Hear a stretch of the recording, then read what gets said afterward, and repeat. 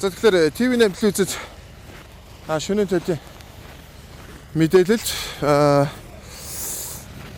20 цагийн орчимд Налах дүүргийн Гордокын цэргийн ангийн хойно тэрэг онсон гэсэн мэдээлэл ирсэн.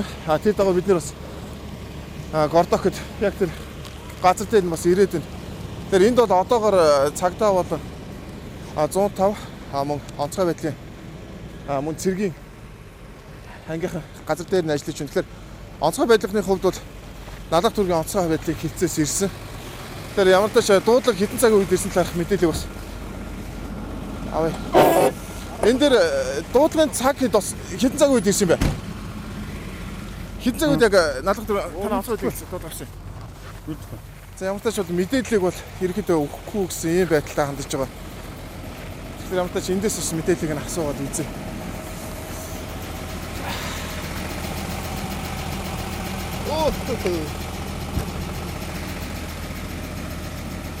Цагаа авчихдгөө.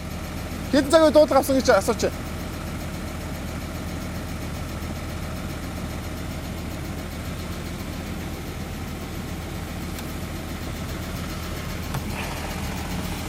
Хэдэн цагийн үед дуудлага авсан байна? 8:35 гэсэн байна. Манай дээр бол ерөөс эднийхээ өөрсдөө дуудлага өгөөгүй. Дийдвэр шуурга хөдөлгөөн дийдвэрээс манад 8:35 дуудлага өгсөн. 8:35. Тэгээ эднийх өөрсдөө яг ийм дуудлага өгснөг үед манад мэддэггүй. Хотоос шууд орж ирсэн. Хотоос ирсэн. Тэрний дагуу шууд манах гэсэн. Тэгэхээр энд ирэхэд гал төмөр гарсан тийм шинжтэй байсан юм уу? Гал төмөр бол гараагүй байсан.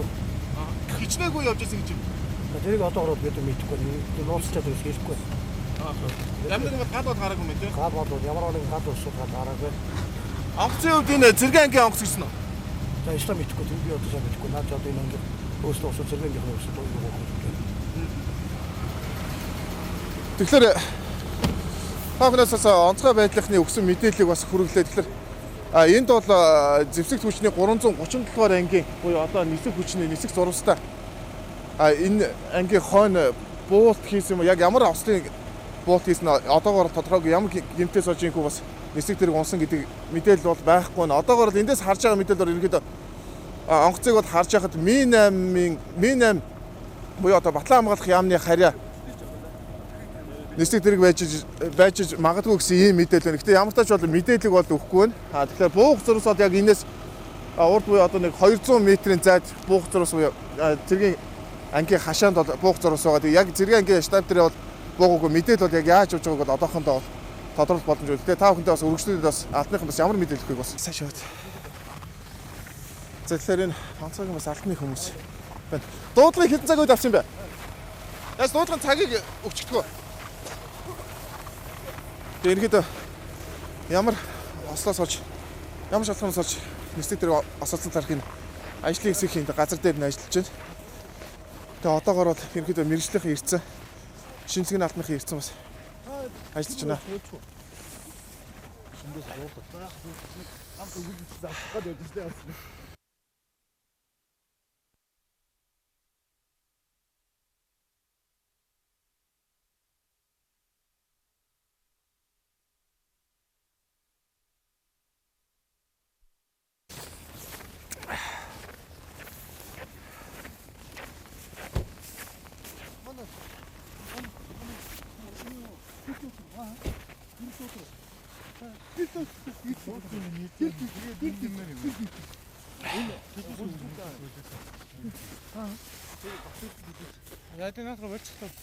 Бид нар авгүй зүгээр яг дуулахын юуг л асууж байгаа. Энэ хэргийн үнцэн хамгаалалт авч юм. Цаашаа. Одоо эдгээр яшаа гаргаад тач. Наахаа болчихс дараа нь мэдээлэл өгч шүү дээ. Эдгээр өөрсдөө өсвөл юм да тогтоогоо заяа манай байж. Камераар унах.